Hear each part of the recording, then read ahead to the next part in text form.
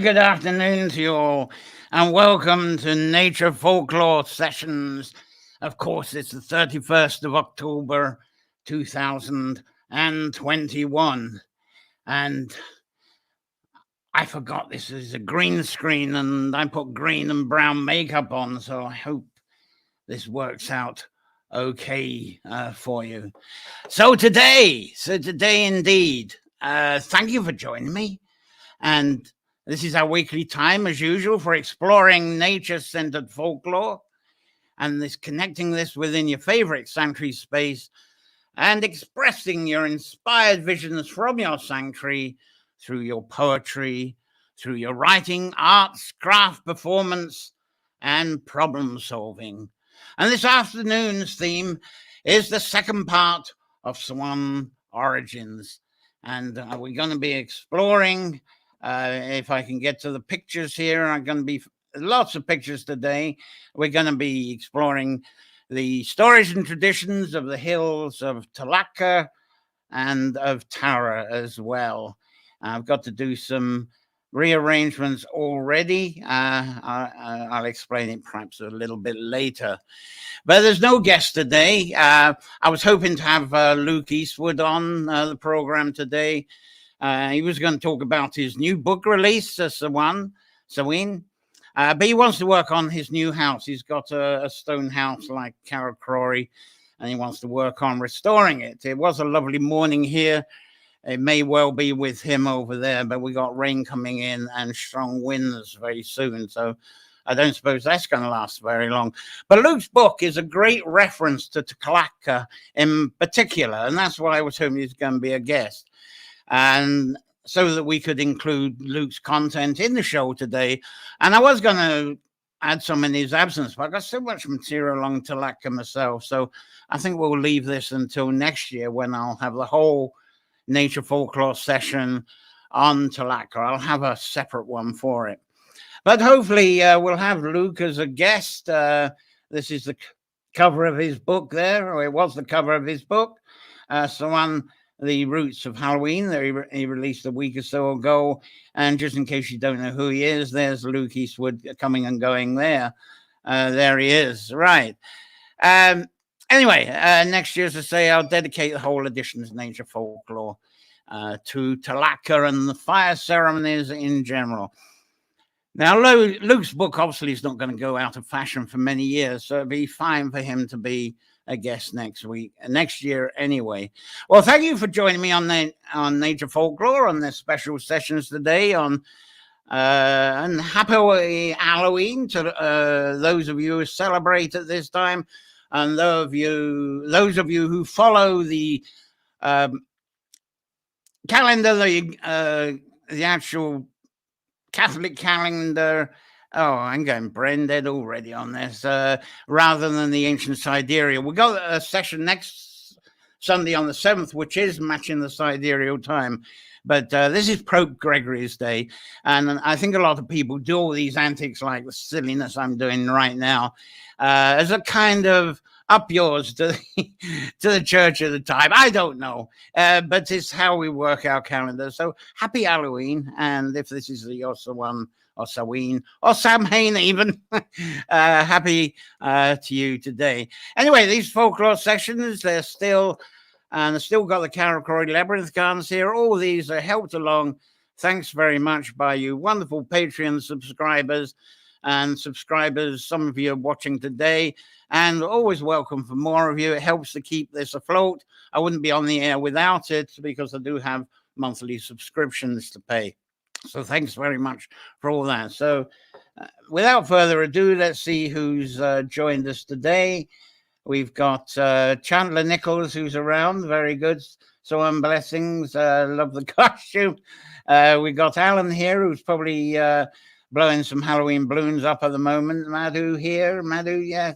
Madhu Shrestha. I hope I got that right. Welcome here, Madhu. And Terry Slack Hardwick, blessings from Maryland, and digging the costume and the makeup that's gone into the green screen. I got green and brown makeup. I didn't realize that brown makeup didn't work either, but there we go. I learned from green screen every week. And you'll see my face change according to the back screen, according to how we get on today. Anyway, I'm going to start with the Hill of Tlachtga, and this is it in the mist. That's the trig point that was used in Ordnance Survey. That's at the top. That's in County Meath. And for many people, the Hill of Tlachtga is regarded, if I can get the picture up again, as a birthplace of Samhain. A lot of people for many years regarded this as the birthplace of Samhain and later the modern Halloween. But that's, of course, other sites are getting that fame now, or trying to.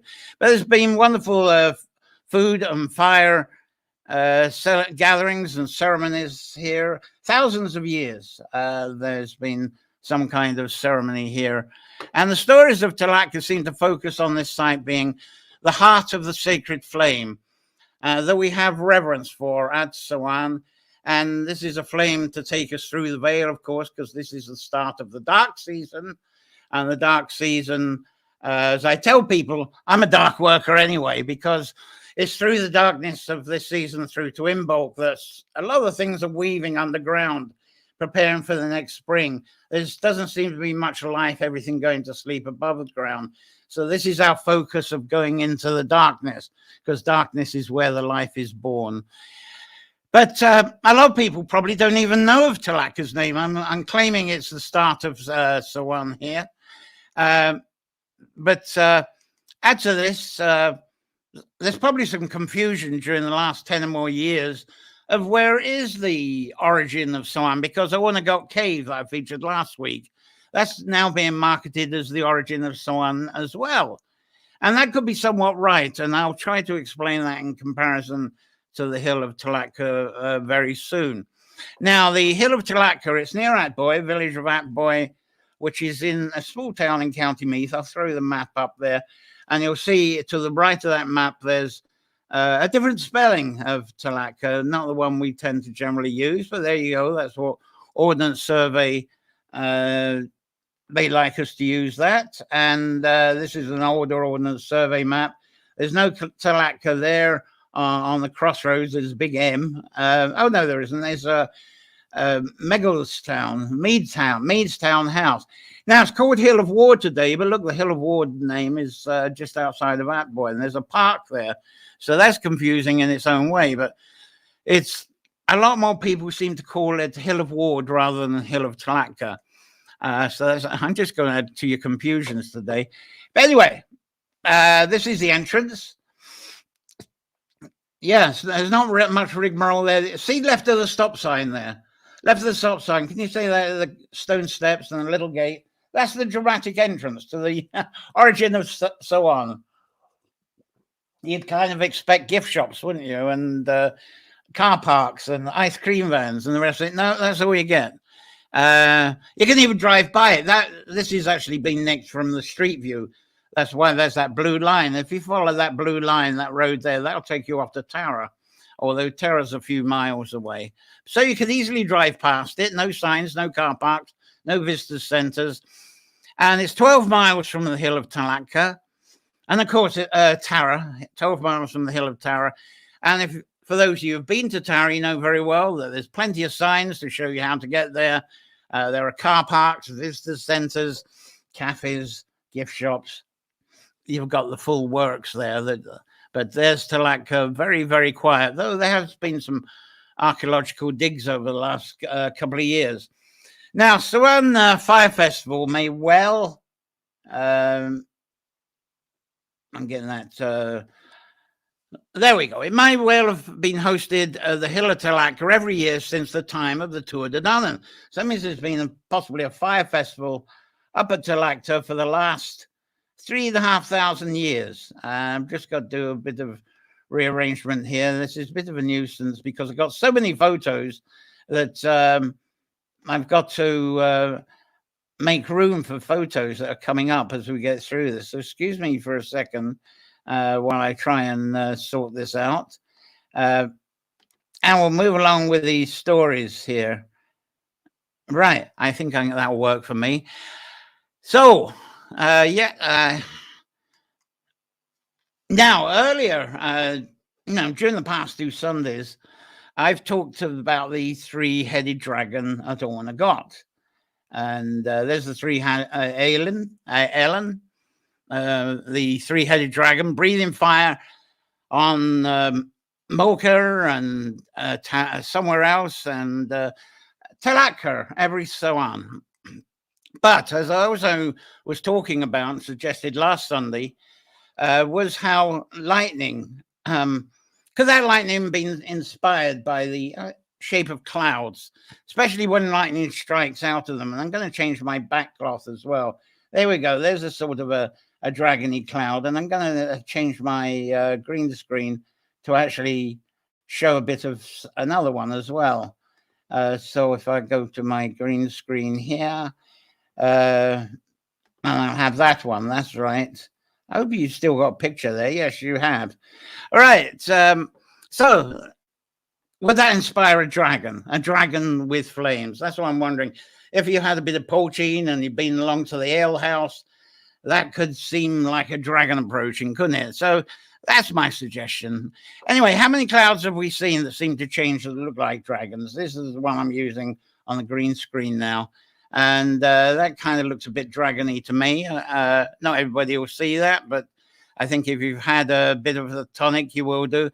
Now, if the lightning of Tlachtga is the story of the lightning of the sacred fire for winter, every so on, then this could label Ornagot Cave as the origin of the sacred fire of Sawan. And remember that one with the cats last week. And that's if, but that would only work if we believed in dragons, really.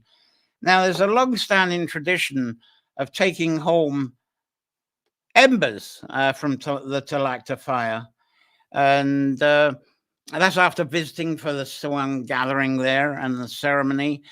And maybe the distribution of these embers from Tlachtga and around the island was through the island leaders. Not everybody could be invited to Tlachtga. So it would be leaders of some form. I don't know if it would have been the chieftains, the kings, the druids, representatives. Anyway, they would be there and they would take home. And I don't think they have quite neat pumpkins like that, but that might be someone that's taking back to the region. We loosely call them druids today, don't we? So, but I think this is all symbolic fantasy speculation. But taking some embers away, take them to your local area, and then build up the fire again. And then the local people can take the embers from that. So it all starts from a flame from Tlachtga. That's the thing I'm trying to present here. And I'm sure the flames would have been taken away in some kind of carved vessel, like the jack-o'-lantern. Sorry, I couldn't find any big pumpkins today, so I've got this creature here instead. I mean, turnips, Swedes, rutabagas. I couldn't find any, but this is a lovely carving of one for you. Now, the origin of the jack-o'-lantern with the swan lights may well have started here at Tlachtga, well before Stingy Jack, before that story, and before there was even rutabagas, Swedes, turnips even being cultivated in this country. So maybe thousands of years, this was thousands of years before pumpkins, taking away the embers in containers. What would they have carved out? They didn't have the turnips of growing them. They didn't really start coming until the Vikings. And pumpkins, of course, is not. I think pumpkins has only been 40 years, 50 years in Ireland. I don't know. Not that long. I don't remember seeing any until the 90s myself. Anyway, there's also stories of the embers from Tlachtga going to Tara first as well, because the High King will be in court at Tara. So he's got it was always he, wasn't it? He's always going to get the first embers before anybody else does. So there had to be that ritual at least. And then, of course, as I say, the leaders will take them home, build the fires, and spread out to people who got their fires, their embers, to get their home fires going. This was the new fire. They doused out the old flame, and now this is the new flame that's going to be feeding them through the winter, because they didn't really have matches, firelighters, that type of stuff. So the embers were important, and especially if there's oak embers. that you can actually bury them a bit and they smolder away. And so it just keeps the fires going. And once you've got the embers and you know what you're doing, you can keep that fire going right through the winter, keeping the home fires burning, in other words. Now, I'd like to talk about Tlachtga's father before actually talking about the woman herself, Tlachtga. His name is Mugruth, various pronunciations. There's a artist impression. That's all we got is artist impressions. Mugruth, various pronunciation, various spellings. But whichever way you take it, he was a world traveler. A very great reputation for that. And the stories are very similar, actually. Some of his stories are very similar to those told about Merlin of King Arthur fame. Now, the dating of the life of Mugruth is very awkward because a lot of storytellers have got a lot of flexibility. They express flexibility with this. And some stories put Tlachtga herself, the daughter, as being a Imbolc, pre-Tuatha time. And that may be back to 2000 BC, up to 4,000 years ago. But some Mugruth stories, they go on to the Iron Age, which is about 500 BC. And there's another one, statue of him. There's another impression there. And then there's even stories of him being a student of Simon Magus. And now we're going to 40 AD with that. And he's a very young man with that one. But like the Bridget of Kildare's name, and when I mentioned Bridget, it was, I don't know if Gary's on board yet, but Gary posted in the ancient Holy Wells of Ireland that it was in the UK Sunday Times that Ireland has actually declared Bridget's Day as a national holiday. And that's going to be the weekend closest to February the 1st, not the sidereal time, of course. So it'd be the Sunday and the bank holiday Monday. So that's great news. The people will have the weekend to celebrate Bridget. But anyway, Bridget of Kildare's name. There was a Bridget. They talk about the goddess, and then anyone who lives similar to life as Bridget or Breda. It seems that name was taken on. Probably they didn't give themselves that name, but the people recognized the traits similar to the stories, and so she acquired the name, the Bridget of Kildare. Now, some human men, this happened to them as well. And Mugruth or Magruth, Magruthi, their name, they may have come out stories in the same way. So men living lives are inspired by the older Mugruth, even by stories of Mugruth being a god from the past. And so his name was applied either, it's probably unlikely he took it on himself. It was what people called him, and he would take on that name as a recognition. Now, the one common thread of Mugruth, whichever time and date he's from, is they feature him having an ability to fly. And I don't, oh yes, I do. There he is. That's an artist's impression of him flying. One of the more, I don't know who did that painting, but that's really good. Anyway, that's Mugruth flying. But I'm going to leave those stories of him and flight really for another session. Because as I say, I'm putting in quite a bit as we go along with this one. Now, translation of Mugruth itself, the names or the various spellings, they come out with variations, and the variations in the translations people have come up with is he who spins around, or a devotee of the wheel, hence why they think of him as flying. And Mugruth's story is also great for people who love delving in the ancient flying saucer stories, the idea that us humans in our form actually arrived here. There we go, flying machines. That's supposedly a drawing of one of Mugruth's flying machines, one of the later Mugruths. But the flying saucer people, they love this, the idea that ourselves, we arrived from another planet as aliens. They'd love the Mugruth stories because that kind of supports that conspiracy theory kind of stuff, X-Files kind of thing. Anyway, I wonder if Mugruth was simply just a wise man, a regular wise man. And his name was actually applied to him as being a wise man. Now, what I mean by wise man, he was a man who had learned, he'd been overseas, he'd learned the mathematics, he'd obviously been learned the Persian mathematics, learning about astronomy and how you apply astronomy for mathematics down on Earth, how you work out the calendars, how you do navigation. He would have worked out all of these mathematics, became a student, became a scholar, and actually became an expert who could teach these things. So that's why he was a wise man. So he understood the wheel of the year. And it seems he was a good teacher for guiding people through this. So that's why I think where the mix-up, he would have to look in the sky in order to understand the wheel of the year.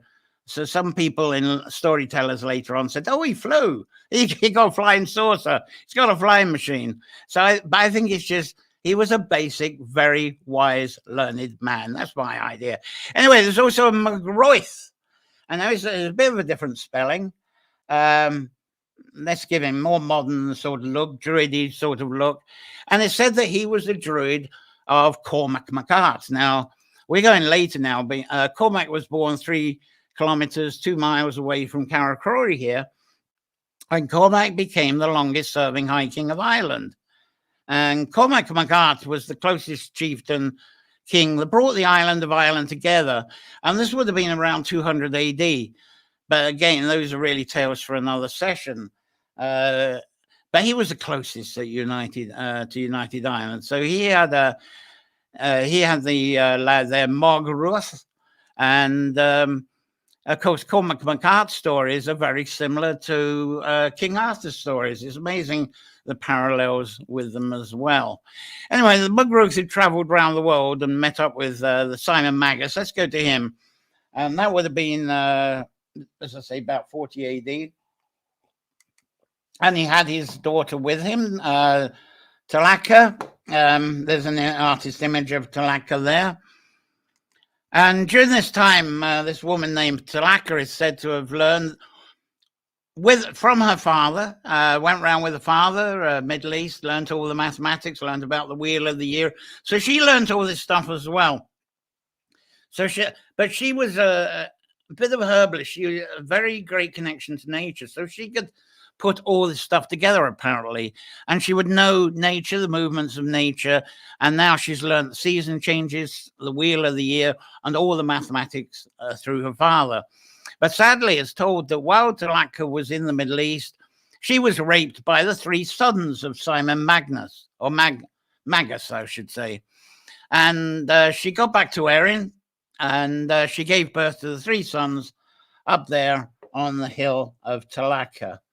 Where, I don't know. That's on the left, you see the trig point for the old measurement tool for the, excuse me, for the Ordnance Survey mapping people. Where, I don't know. But anyway, that's what it said, that she gave birth. Now, this is the 40 AD story period. Now, it's told that these 3 sons, and we're still on those more modern ones, they naturally inherited the wisdom of their mother and grandfather. And they actually became, when they grew up, they became what we perhaps know as archdruids, or the equivalent, and they became the archdruids of Munster, Leinster, and Connaught. And their names were Dorf, sorry, I haven't got the spellings up, Dorf, Cummer, and Muach. Dorf, Cummer, and Muach. And however, I don't think this story as such, I'm telling you the 40 AD story, but I don't think it fits very well myself. Maybe I'm right, maybe I'm not, but it's an incredible duplicate of the ancient story. I think the story from the Imbolcs is more fitting to why there's actual celebrations there. And we're talking about 2,000 years before the time of Simon Magus.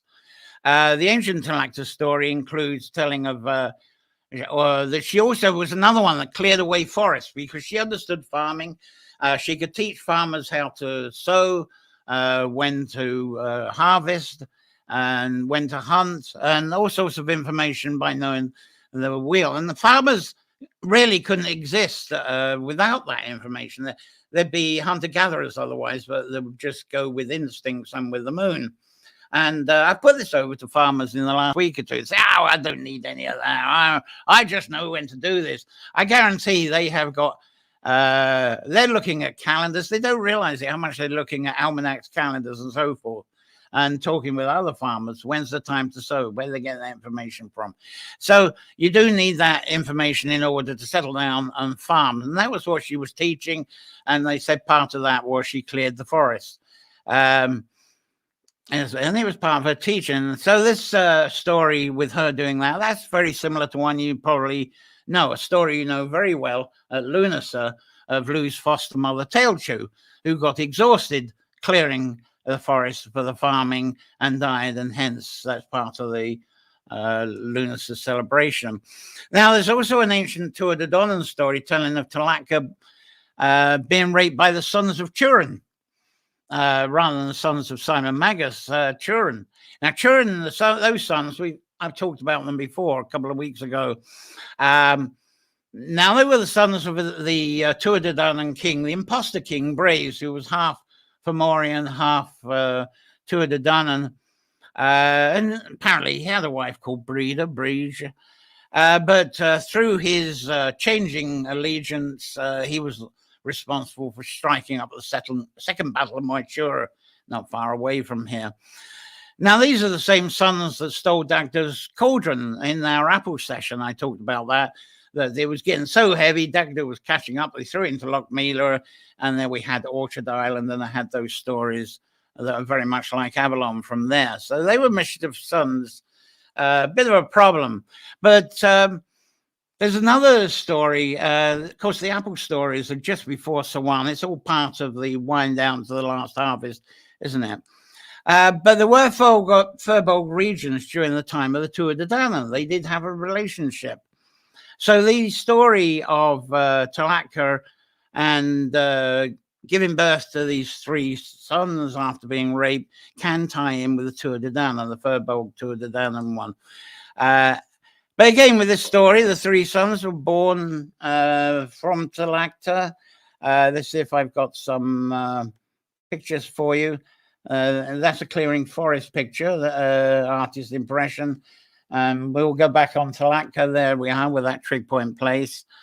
And this ancient Tlachtga woman, she also unfortunately died at childbirth, and she became the goddess of the Samhain imagery from there on. And so that's her. That's an artist's impression. I would gather that's a tarot card of the pregnant Tlachtga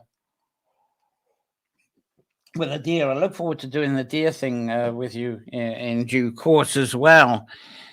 Anyway, those three sons, those ones, they didn't become the druid types like the ones I said on the son of Simon Magus. They became chieftains. They became kings. Munster, Connaught, and Breffni, which at the time were under Firbolg leadership rather than Two of Samhain. Tlachtga, Tara, they were very much the headquarters of the Two of Samhain.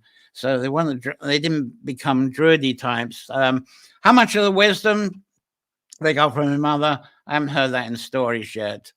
So I tend to wonder if the sons of Turin were actually brought in as imagery by storytellers to tell about the changes that we're going into with this season.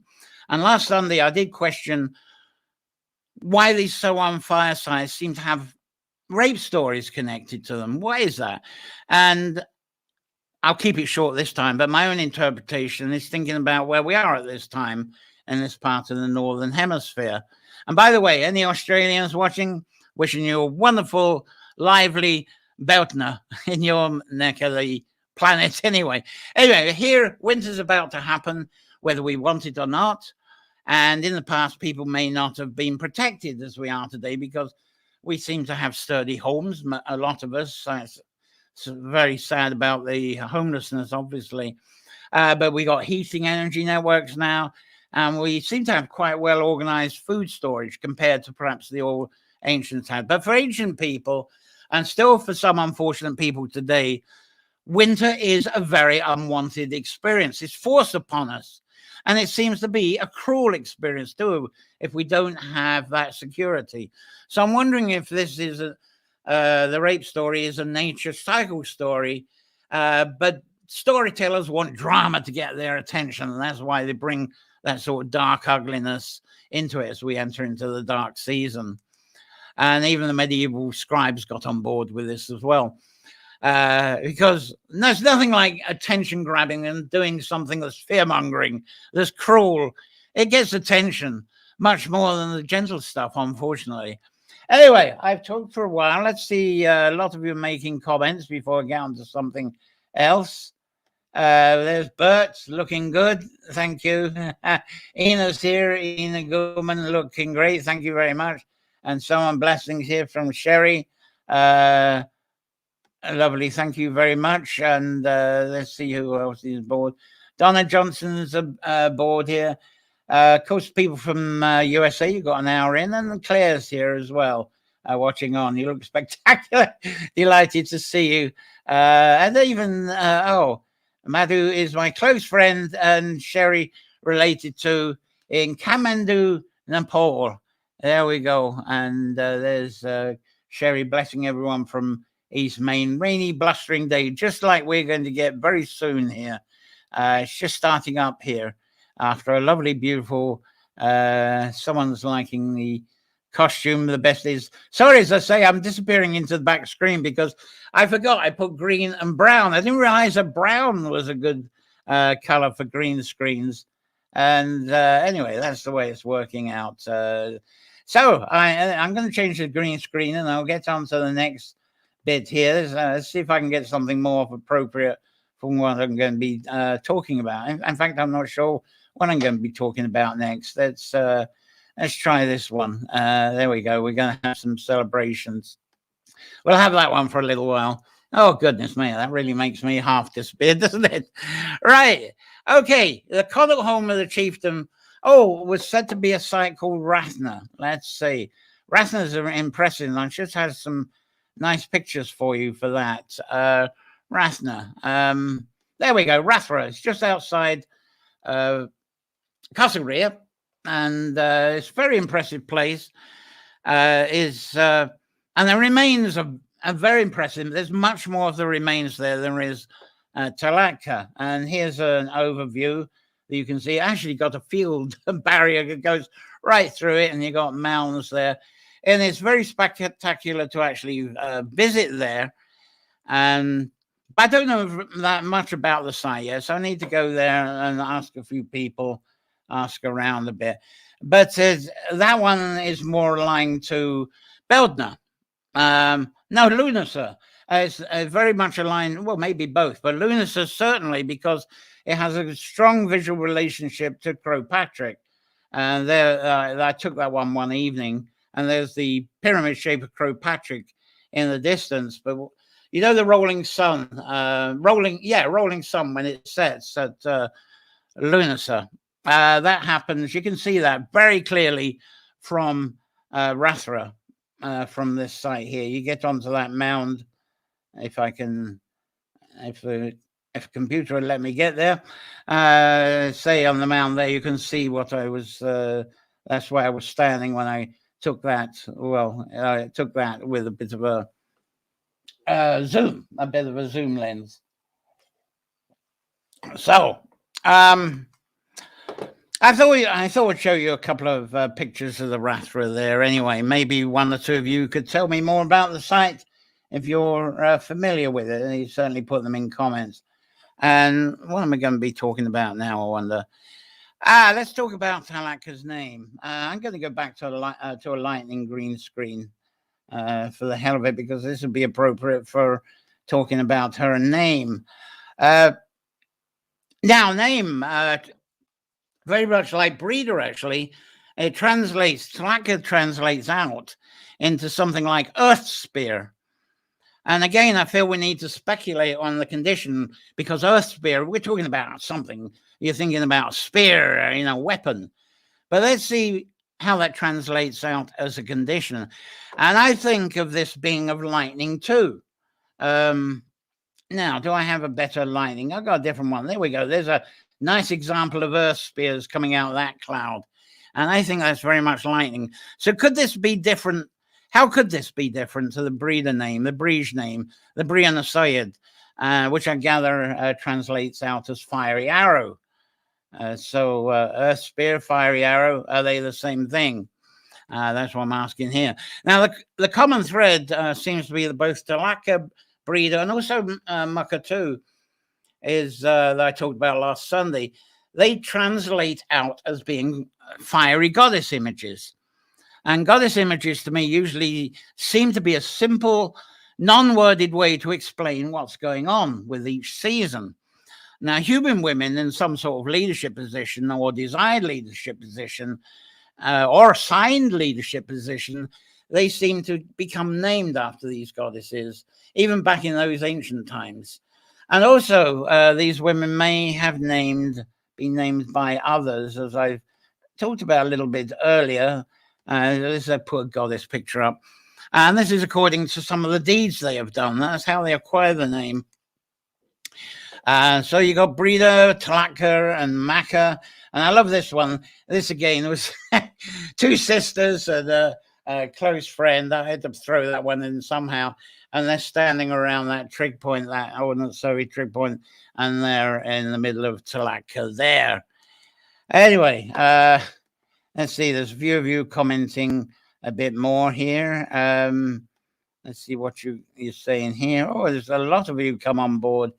Kathy Jana, gorgeous, share and reshare.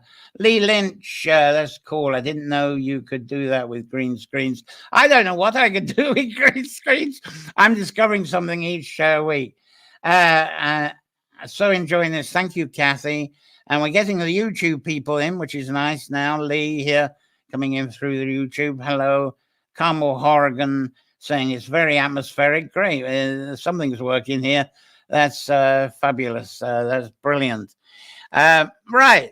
Now, I'd like to talk about ceremony time. And this is, I think I will go back to the green screen now of those people that are sort of having a bit of ceremony. Let's talk about ceremony for a bit. That's it. Ceremony time. Up on the Hill of Tlachtga. Let's get the photos in line for you for this one.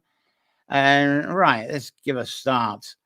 And now this one, I nicked this one. This is off of Deirdre Wadding. She had a nice ceremony time yesterday. And this was, she just lit the fire. Look her up. She has lovely gatherings there down in Wexford. Deirdre Wadding, she was just getting this ready. She was having a ceremony with family and with people that learn with her. She's a teacher of these ancient ways as well, and is a very good teacher. In fact, I think I'll put a reference to her and the group that she does in the comments after I finish with this. Anyway, that's a lovely homely ceremony time. And the way I was saying about embers going back to local areas, imagine this being from the line of embers that might have been passed down. I don't think it was, unfortunately, but it's nice to think about it. But that's probably what more of us think about. This is what I've got on the green screen at the moment. And a few years ago, it seemed that there was like 3 or maybe 4 gatherings, different gatherings at the Hill of Tlachtga during the Samhain time. And this is because there's different opinions and different preferences about when Samhain celebration actually is. And I go through this myself on the week before coming up to this Halloween, the 31st of October. People saying, what the heck are you talking about? 7th of November. And of course, that's flexible. It could be the 6th one year. It could be the 8th the other. It's based on the sidereal time, not based on this calendar, this Gregorian calendar that the whole world, surprisingly, has been literally forced onto. There's a lot of people on about the conspiracy theories about, we're all being forced with this COVID and the vaccines and so forth. And yeah, some of those same people are telling me that Samhain is really on the 31st of October rather than sidereal time. So they've certainly been attracted into something. Sorry, I'm being a bit rude there. Anyway, I'm going to talk about these different options, and it's really what your own choice is and what your convenience is and what you enjoy most of the way and what means most to you. But the long-standing celebration, there has been a long-standing one organized by the local town, that boy. But they always did their celebration, the town one, on the 31st of October. And they've done this for many years. And this was, they called it the Samhain Festival of Fires. And this is a picture from one of the last ones they did.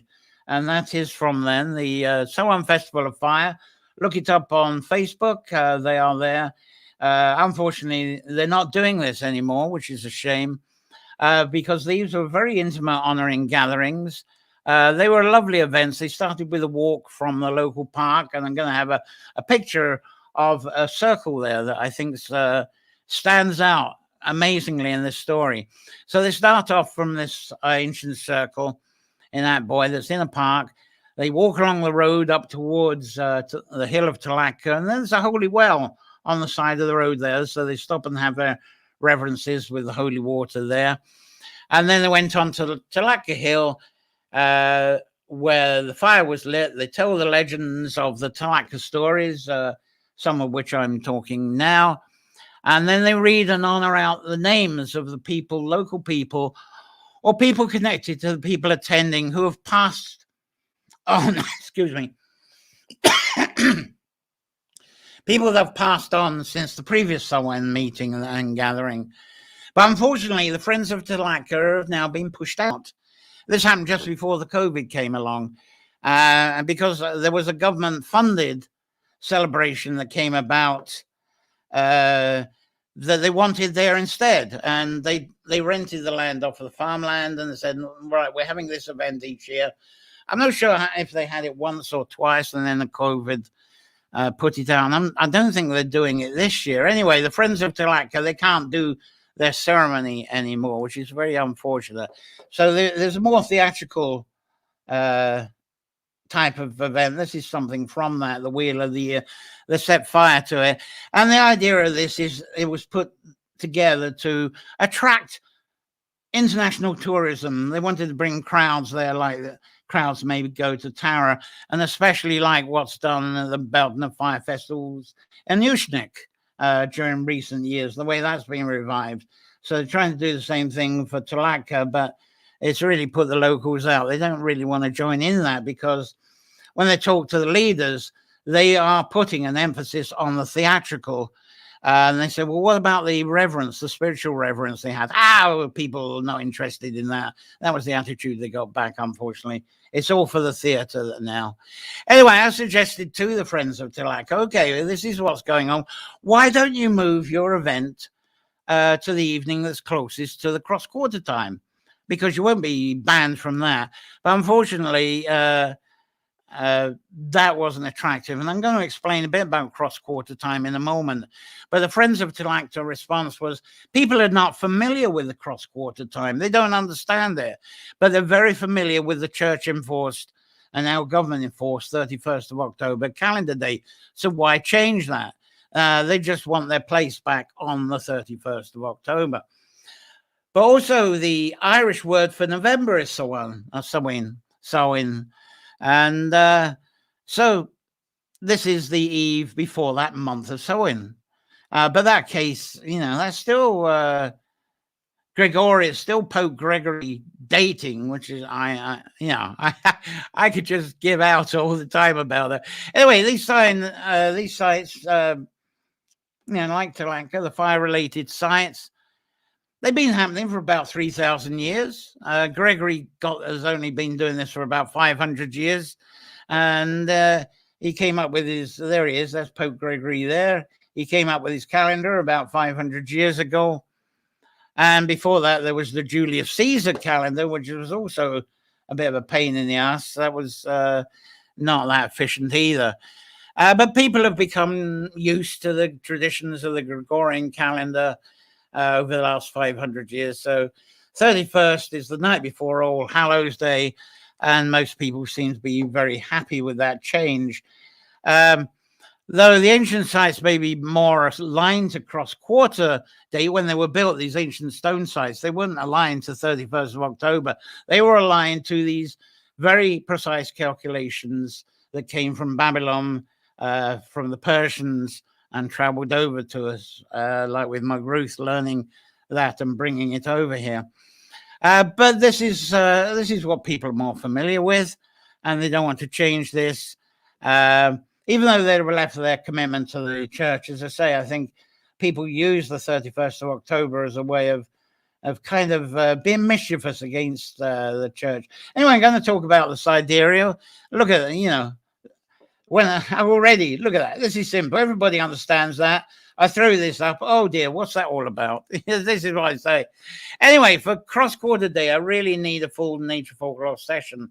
And I may actually make those as separate short videos for our subscribers, Patreon subscribers. Anyway, to explain this very briefly, we go back to the Babylonians and the Persians. They had a quest for discovering mathematics from observances. They were observing the skies and the movements of the skies. How is this in relation to what goes on down on the earth? And one of the remarkable discoveries that they had was observing and calculating how the moon crossed the equator at spring equinox. Now, when it crosses over at spring equinox, it's so every time it does that each year, the vernal equinox, when the moon crosses over, it's a little bit more west of where it was the year before. And that was an interesting observation. So from this, they calculated this annual tilt of the earth. And this was recording the tilt of the earth by recording the moon crossing the equator. And that's how they set their time, is by measuring the tilt of the earth. It's called the ecliptic. They understood and created the Tropic of Cancer and Tropic of Capricorn, whereas where the ecliptic goes up to and back. As I say, I'm already getting complicated. And eventually these ancient mathematics calculated our season changes. And from that whole understanding of the heavens in relation to Earth, they were able to bring about and encourage a farming culture, a settled farming culture for humans, which was not possible when they were feeding from the sea, the rivers, from the woods, and hunter-gatherers, as they say. So the calendar as well, let's not forget the moon calendar, 13 moon calendar. Anyone can follow those, can't you? You can follow the moon, and you don't have to be a scholar of mathematical skills. So that came through from this Middle Eastern teaching as well, the observations of the moon. But it's from those observations of the moon that they managed to make these other mathematics. And from that other mathematics, geometry came about. They could start building cities, and all kinds of things happened just because of mathematics. So there's always one day extra each year when you follow the moon, because of the fact that the moon crosses the equator at the vernal equinox a little bit far west. So that gives you that extra day. So there's a sort of leap year every day when you follow the 13 moon cycle. But of course, Julius Caesar came along, replaced the recognition of the 13-month lunar calendar, and replaced it with a botched up 12-month solar calendar. And the Julian calendar didn't even follow the 12 solar positions, like the astrological signs. You've got the 12 astrological signs that are equal 12 divisions that happen within the sidereal time, where we calculate the cross quarters. And then Pope Gregory the 13th thought he could do better several hundred years after Caesar. And that's what we're stuck with today. And before there was laser and digital technologies, these masculine calendars, as I call them, these solar ones, the idea that let's follow a 12-month solar calendar, that's the sort of light side, the masculine side. For navigation, when you're on water, they have to be translated back to these old ancient Persian style sidereal calendars, because you can't do sea navigation on a solar calendar. You've got to go back to these original, more feminine and mathematical ancient times. So we've lost it because of laser and digital now. But I think that's interesting. We always had to go back to the ancient mathematics to understand navigation. And astrologers, of course, no matter what charting system they use, they've also got to do the same thing. They've got to take our modern time and calculate it back to the old Babylonian sidereal time system in order to create a birth chart and to do whatever work they do with that birth chart. So it all relates to the solar system, the galaxy, and universal movements. I hope that wasn't too complicated. But the actual cross-quarter point of Samhain is exactly halfway between the exact time points of autumn equinox and winter solstice. And as I mentioned last Sunday, that's the midpoint of Scorpio. And there's a bit of a fun Scorpio thing there for young Scorpio people. Now, another thought that I carry, as I've already said, the sun tends to carry a male imagery, moon a female imagery. And so did the Julian and Gregory lads. Did they attempt to force the male solar calendar to banish that feminine moon lunar calendar? That's one thing I think of anyway. But I find it amusing when countries and regions, some countries and regions were very reluctant to drop the Julian calendar when the Gregory one came along. And the most amusing one of all was Scotland. And they tried to hold on to the Julian calendar until I think the First World War. And that I find amusing, that they're holding on to Julian Caesar's calendar rather than adopt the Gregorian one, because the Romans never came into Scotland. The Scottish, the Picts were pushing the Romans out. Yeah, now they wanted to hold on to the Julian calendar. And I think the reason for that is the Julian calendar became adopted as the Presbyterian Protestant calendar. So they were rebelling against the Catholic Gregory calendar, I think. I think that was the politics of that one. Anyway, so after that detour, I've taken you on calendars. Look up the precession of equinoxes. Put that into your Google and see what it says. Anyway, the Friends of Tlachtga, they rejected the ancient alternative that I was suggesting to them. No wonder if I ever told all that to them, wouldn't you think? But even in ancient times, only a few people understood those mathematics. And they were scholars that could work out this stuff, like McGrath. So each community would trust their local observer, their druidy type. Let's bring up that druidy photo again. So they would trust someone who would tell that, because the work of a druid who understood that mathematics, we call them druids. The reason for that is they could tell the people when to sow, when to harvest, when to hunt, when to preserve food, when to store food, how to manage water, how to manage the trees. And all this, of course, keeps the she happy. So this was in the hands of these scholars. Of course, there was a division because they were a kind of hierarchy that had to be provided for by the local farmers. But then we have teachers that have done that. We do apprenticeships, don't we? So there was always a choice of people having an apprenticeship with these mathematicians and becoming a sort of druid themselves. It was a choice of living.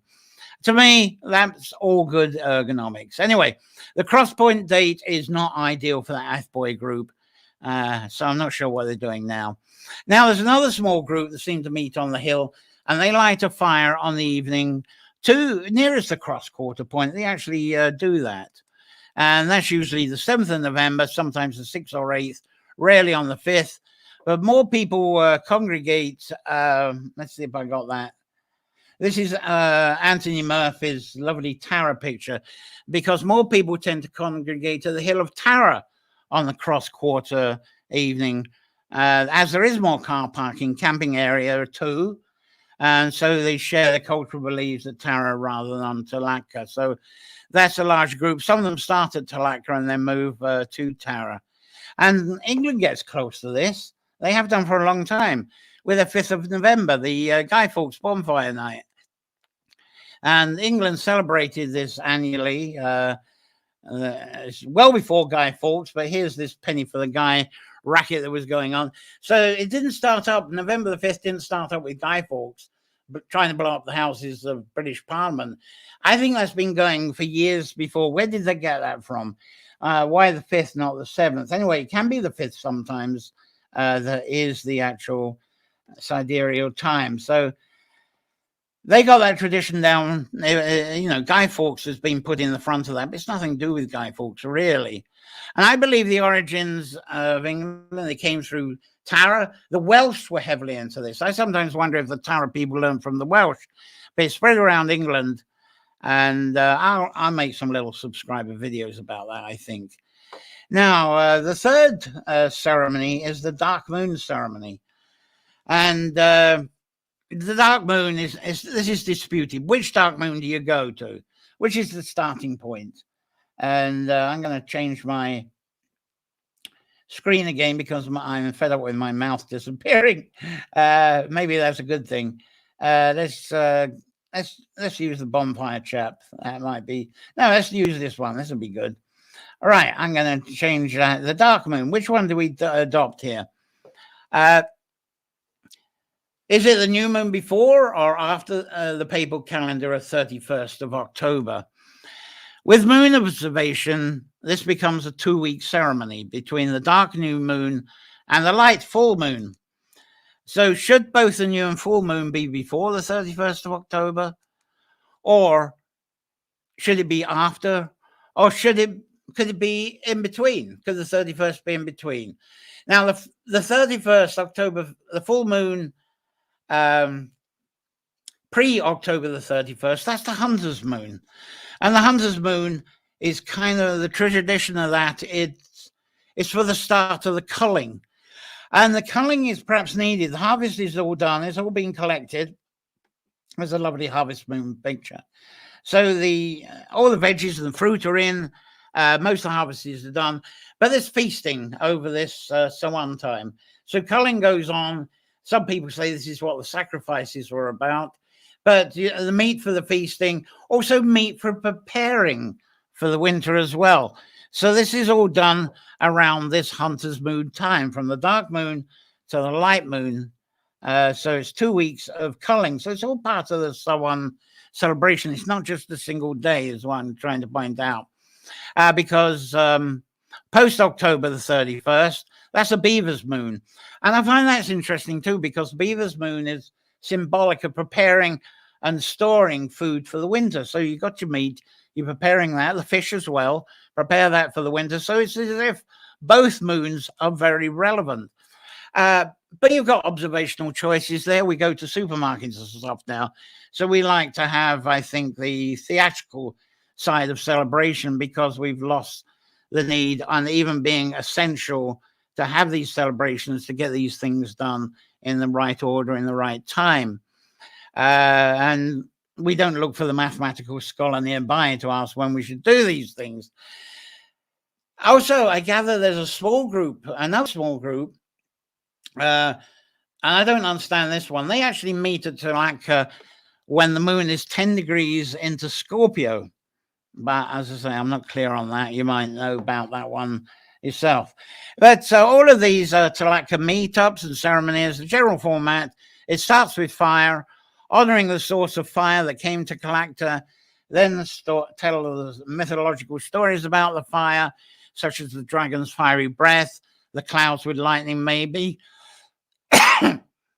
So mystical source stories are told, and then there's a reverence for the people who've crossed the veil, are in the dark, in the other side, those who have passed on during the past year. So that's all honored as well. But there's two practical stories. And one is that the fire itself, if there wasn't lightning, which is very unlikely, is go to Lambay Island. That's in the Irish Sea, just outside the Boyne River estuary. And Lambay was important because there was a hard and sharp rock there, andesite. Here's a lump of andesite. And it's not that great for creating sparks, but flint wasn't easy to find, not in Ireland. It's not as good as flint, but andesite did do the job. But there's also a couple of small seams of quartz. There's a picture of quartz. Well, there was supposed to be a picture of quartz there, and there it goes, coming and going. Quartz. Now, quartz, you can get a spark off of that, and there's some of that on Lambay. So the fire lit on Lambay is then said to have sailed up the Boyne River, up the Yellowford River, then from the Boyne up to the town of Atboy is now, and then near the circle. This is something I need to show, I think. Well, up the Yellowford River to Atboy, and that's at the base of the Hill of Tlachtga. Now, the other fire origin story, and that one's now vague, is the fire lit at Carnben West. I haven't got any pictures to support this. Carnben West is on the Slieve na Craig Barra. You know it's Loch Crew. But The source is not in the public. It's around the KNL area, so there's not public access to that where the source is.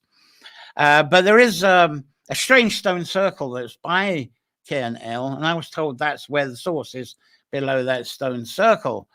But I need a yeah or nay on that, so people watching this tell me more about that one. But to the sunrise, and this is what I got on the back of me now, the sunrise after the moment of the sidereal Sawan, the sun rises over Lambay Island, which is there, and it goes over KNM in the sleeve of the Carrick Bearer. And there's KNM there, that's the picture. That's the sun coming over Kenbarron. That's Carrybrack, that's the townland, that's on what that mound is on. It's on the Carrybrack townland on Carnben West. And then the lights, it shines down on the KNL, and it lights up that stone. That's actually a standing stone in the cairn that lights up. And so from that point, it's said from that point, between the cairn M and between the cairn that has there, I'm going to have a picture, I think, a bit later if I've got a chance. And it said there's an underground flow of the Yellowfoot River that starts there. But it's looking at maps, it's a very complicated walk over the supposed underground source of where the Yellowfoot River is supposed to flow. But at some point, it does come out in the open, and it does become navigate. You can navigate from there. And so it said that there was a fire up at Carnben West, and that was then put onto the boats. And then down the river to Atboy, and that's in reverse to coming upriver from the land base. So I don't know about that one, but that's another story it's told. Now, another mystery on OS maps of Tlachtga is the Hill of Ward. And who the hell is Ward? I'll bring this back up again because people call it the Hill of Ward. That is the what I'm showing there. That's actually where that park area is. Now, on that park area, I didn't show you the picture. There's a circle here, and that's where the people meet. There's a stone circle, and it said that the river is by there, that there was a blessing of the fire from there, and people will walk up to Tlachtga from that. But anyway, there's the Hill of Ward there. So who's this Ward man? Now, in the late 16th century, there was a landowner, and he happened to be called Ward. He was one of the Ward people. He took over the land, and sadly, he pulled down a lot of the henges of Tlachtga to try and increase his farming land. Boy, my face is going in weird colors, isn't it? But that's why the Hill of Tlachtga is not so well preserved as Rathra. When I was showing those great mounds at Rathra, they've kind of been looked over. But Ward took down the walls at Tlachtga. But there's another mystery, and I'm pondering, because there's a Ward connection to the Hill of Ward that's on Hoy, which is in the Orkneys. There you go, that tall hill. Unfortunately, the point of it is where I don't know if you can see the very top. There is a cairn up there. So that is actually a Sawan, not Sawan, that is actually, yeah, it's Sawan, Saween as it is in, or Savine as it is in Hoy, in Orkney. That is celebrated way up there on the top of the Hill of Ward in the Orkneys. And that's a Sawan fire lighting spot as well. Now, there's another one in Orkney as well. You go down to the south, and there's not much to see there. I haven't got a very good photo. Another trig point, that's a little hill. That's in South Ronaldsay. That's also a Sawan meeting point and a Sawan fire point as well. It was in ancient times. And that's another Hill of Ward. So there's two Hill of Wards that were Sawan meeting points. Very odd. Maybe just coincidence. But anyway, I'm going to close this exploring of Tlachtga with the tradition of dousing flames of the old year and rekindle the flames for the year ahead. And earlier I engaged you in that gruesome death of Tlachtga after giving birth to her 3 sons after being raped. And I translate that as quite Gothic symbolism of the transformation from an old fire extinguished. There's the extinguished fire after the Tlachtga celebrations there. And you got the new flames. They're born to grow. Let's have the new flames. and spread and weave into new life around the island. Now, one very intimate tradition at Sawan time is for people to write affirmations of what they are closing from their past year cycle and what they're going to weave through the winter. What are you going to weave through the winter before the next Imbolc? What's going to be born in Imbolc? Because you light the new fire now, you keep warm for the winter, you make your plans for the spring, and you're making these affirmations at the time of lighting the fire. So you weave that through the winter in the quiet weaving of winter. What's going to be of birth in the Imbolc from what you start from these days? Now, concerns and anxieties compounded and lingering from activities of the past year, especially things like unforgiveness and lusts of revenge. You can put all these on paper, throw them in the fire. All the stuff that you've been through for the last year that's pissed you off and compounded, write it all up, throw it in the fire, in the new fire, and put it in the old fire, sorry. And the axes, they've gone. That's the old fire. And I think all these are acts of symbolism and transformation. It's all that cleansing process. You put all the stuff that didn't quite work out, all the anger and all of the frustrations, all of the jealousy and all the unforgiving, throw it into the last fire before you douse it. And of course, the churches call this confession, don't they? And washing our sins away. And I sometimes think of that gruesome Tlachtga story. But doing this cleansing, doesn't it motivate us to come out of our denials? It exposes our concerns. We shed them and ride the winter with a cleansed soul, balancing our emotions, and we get a new enthusiasm for this new weaving and for this new life ahead. I know with people with their gardens, they want to order their seeds the day after Sawan. They want to start planting those seeds in November instead of spring. People just want to get going with those new ideas. Can't wait for the spring. There's a bit of an impatience anyway. As I'm running into overtime, which is not surprising. There's a lot of clapping from Kate here. Thank you. And Charlene here, loving this Sawan. Blessings, everyone. Amory's liking my wardrobe. Have a wonderful day, Anne-Marie, as well. And there we go. Sharon McNichols, Sawan, blessings to all here. And loving the look. There we go. I have a look. I might change the look in a minute. Fiery storyteller. Goodness me. I'm pressing buttons going all over the place. I hope it makes sense. Thanks for that, Kate, anyway. And Kathy Dwyer. Gorgeous. Thank you very much for that. I'm going to change my back thing again. I hope you don't mind me running into overtime. Some of this I might have to move to next week because there is a hell of a lot, and that's why I'm going to split it again next week. Which one shall I have up for now? What am I going to be talking about? I'll do the twin flames. There we go. We'll do that one as a back. Now I'm going to have the twin flames for a while. That should, there we go. I get the beard back again with that one. Great.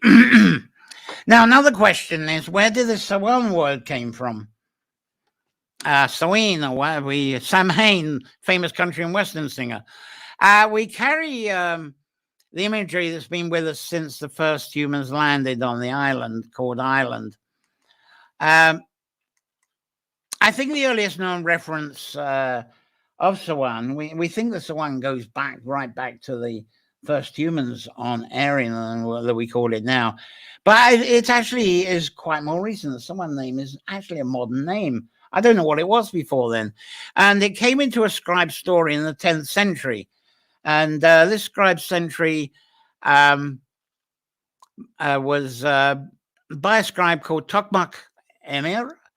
And he told the story, he scribed down 10th century about the wooing of Ema by Cuchulainn.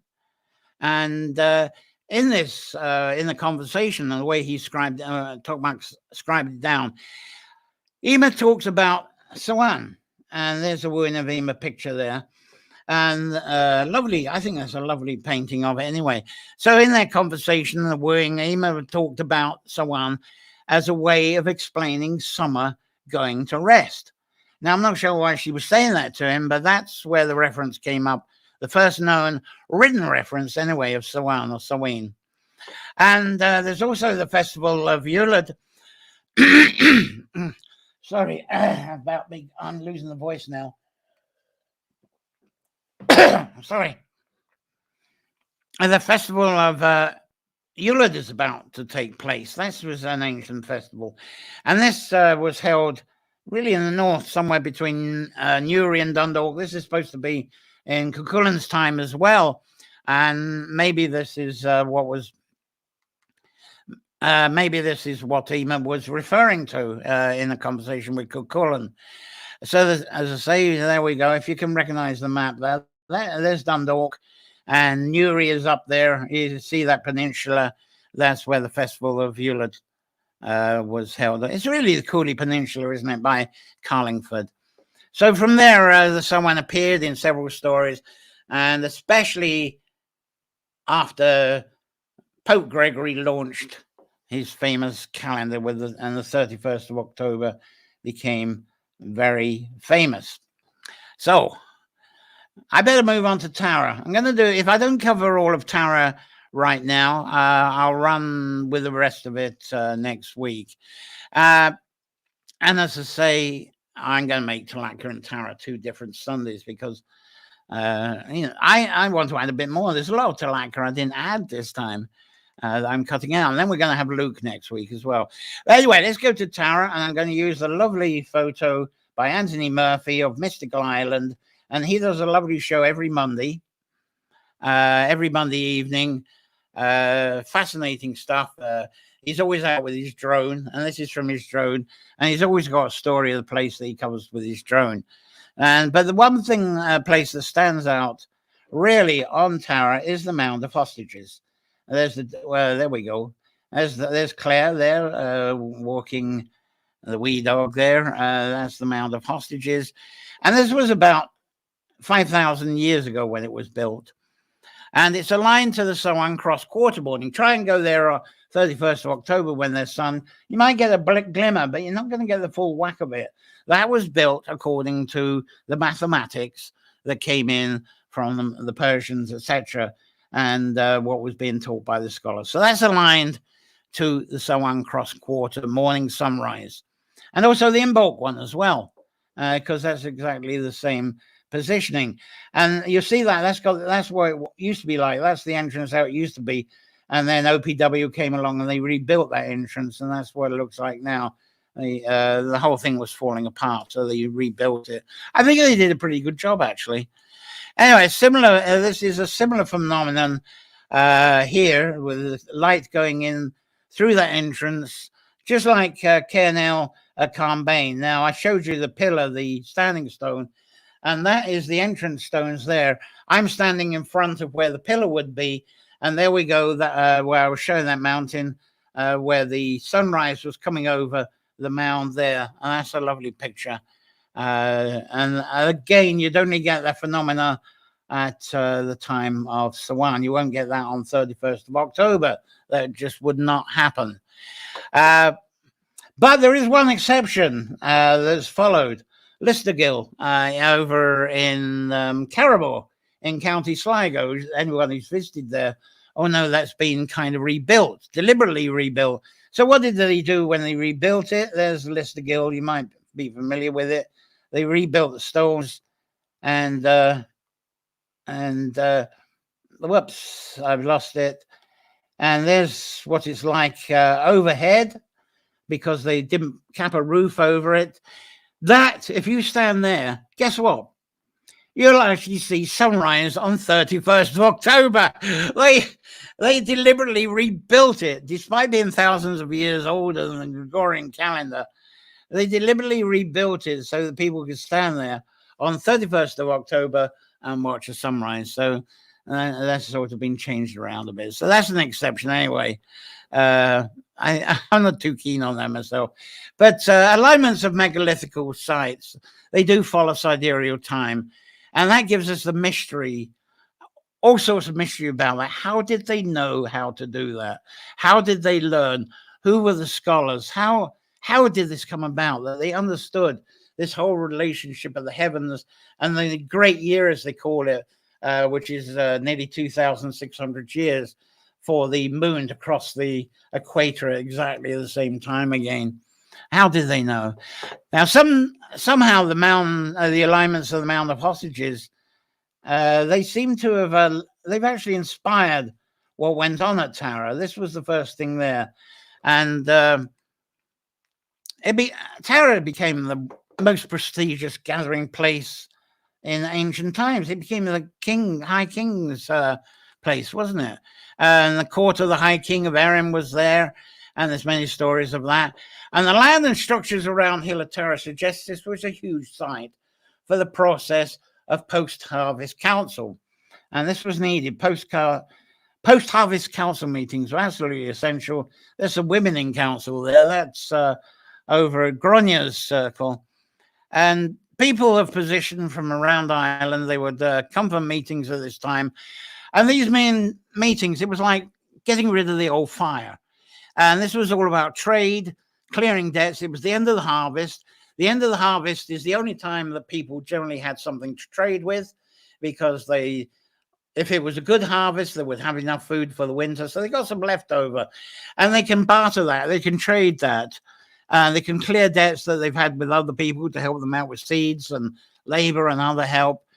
And of course, when you do trade through the year, there's going to be disagreements. You're going to be disgruntled. That wasn't fair. This wasn't fair. And you even traded with people.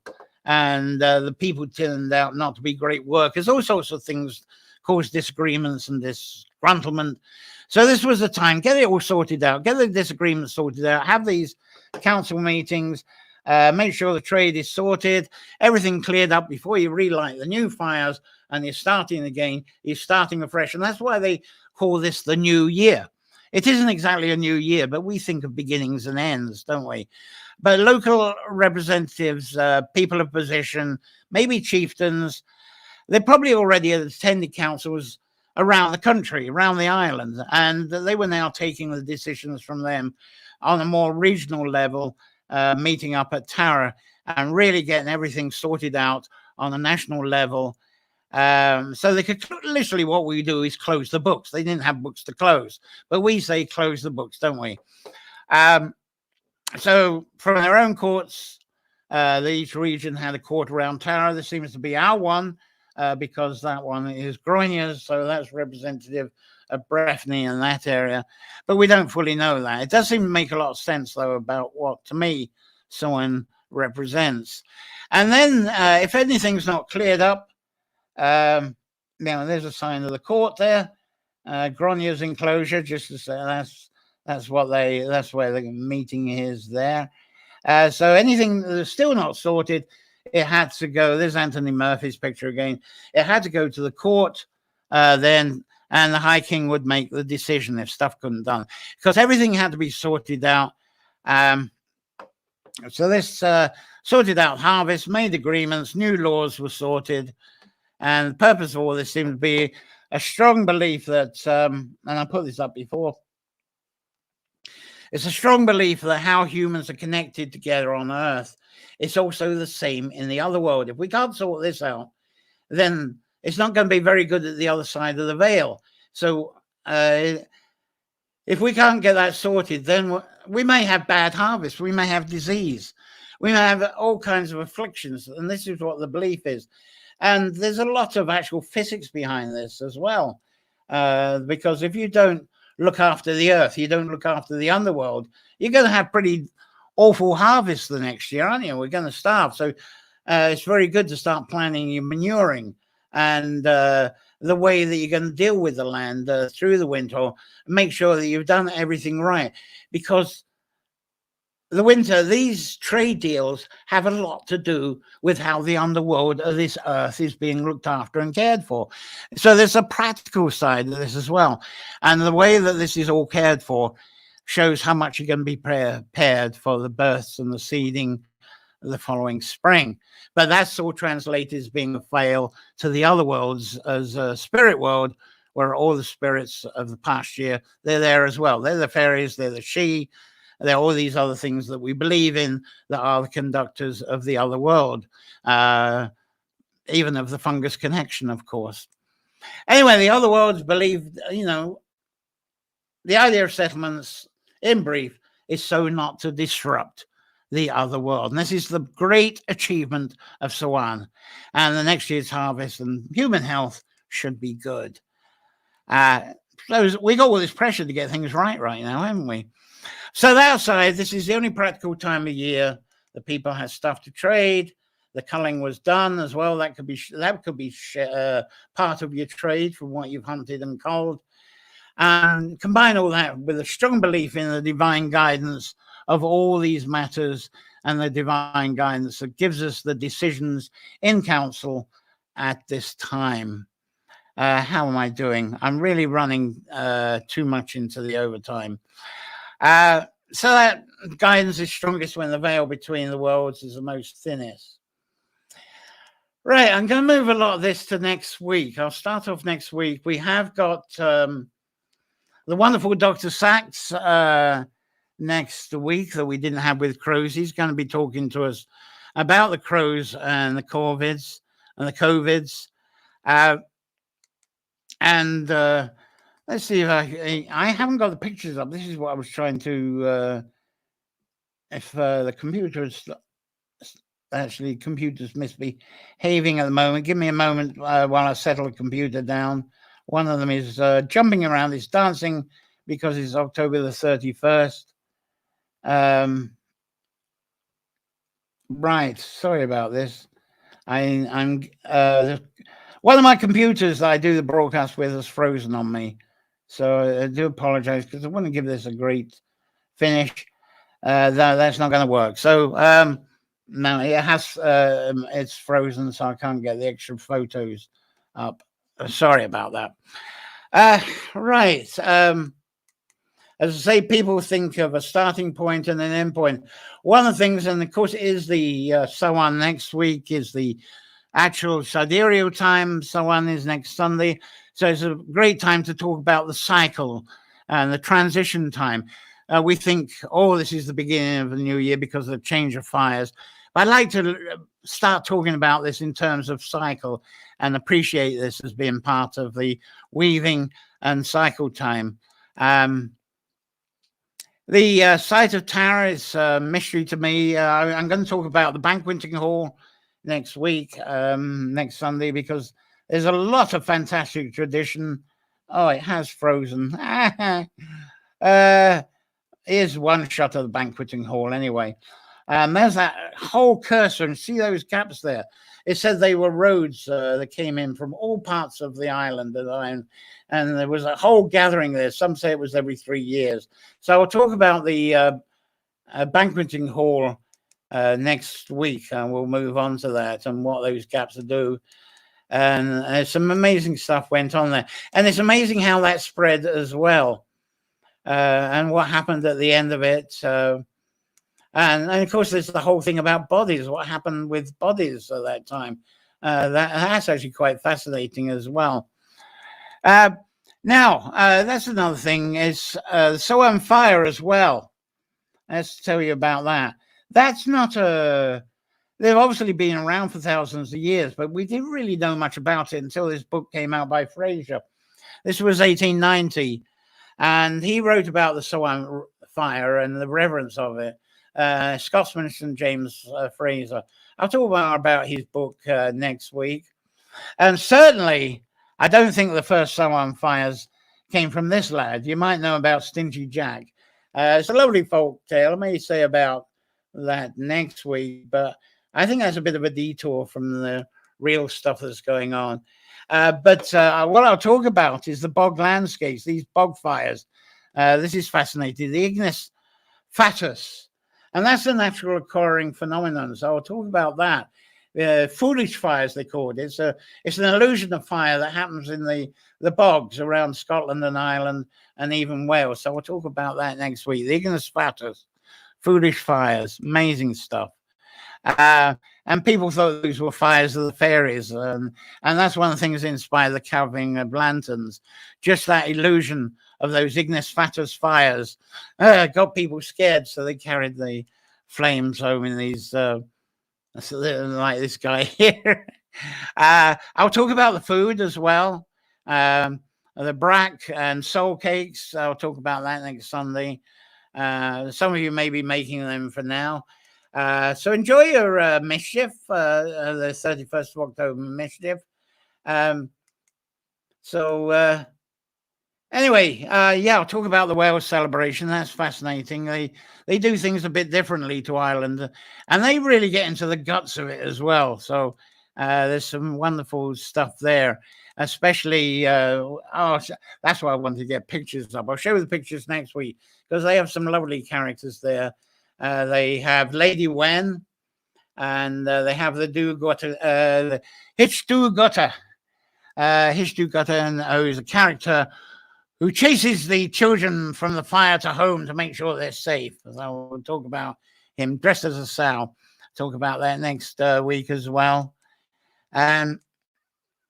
So what else can I do? Talk about the Guy and Guy Fawkes a bit. Cole Cannon, we'll talk about that next week as well. Don, Lord of the Dead. Sorry, I couldn't get that in. I couldn't even get the pictures up for him. And also garden cemeteries, why we have the garden cemeteries. Right. Who we got here? A few more comments before I close off here. If I can read the comments. There we go. Looking forward to next week. Fascinating. I knew there was too much today. Enchanting and engaging. Thank you, Terry Slack there. Charlie Way, best storyteller. Try and press buttons and I can't get it in. I could go on for another hour, but I think it's great that I can carry on next week. Now, as I say, coming up, we got supposed to be the Southern traditions, but we got Briar Sachs, Dr. Briar Sachs next week opens up. I'll finish off with Tara and those things I briefly went through.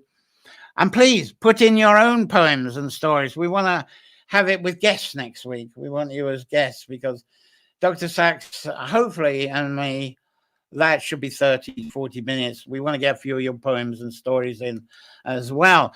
And then the 14th of November, starting 4 weeks of bardic subjects, bardic poetry, stories, music and performance. And the first one will be of inspired journaling and native poetry. How to start simply from your roots. Don't be complicated. How you can get your inspiration up there as a kind of, what's it called? I'm trying to think of the word where you scribble down stuff. And then 21st of November, we've got Claire on Introduction to Harps, also Bardic Folklore, and the integration of musical instruments and harps into your bard. So we're really taking the 14th, the inspired journaling and your doodling, how to take it a bit further. That's on the 21st of November. So there's no more comments from you. And thank you for being an amazing audience through this today. If you're watching this broadcast as a saved video, please keep commenting and do return from time to time to answer comments. And let's get myself kind of all lined up here. Subscribe to the bells, of course, if you enjoyed this. Subscribe, of course, to that's kindly hidden here, isn't it? To the Patreon, very helpful it is too. Thanks very much. So enjoy a wonderful, safe week. I'm sure it'll be full of wonder, especially after tonight. Full of inspirations, lots of enchantments for the week ahead. And we'll join you again for the Ancient One date, which will be the cross quarter next Sunday. So until then, play well, and thank you very much for watching. I hope you got something from this. Thanks. Bye.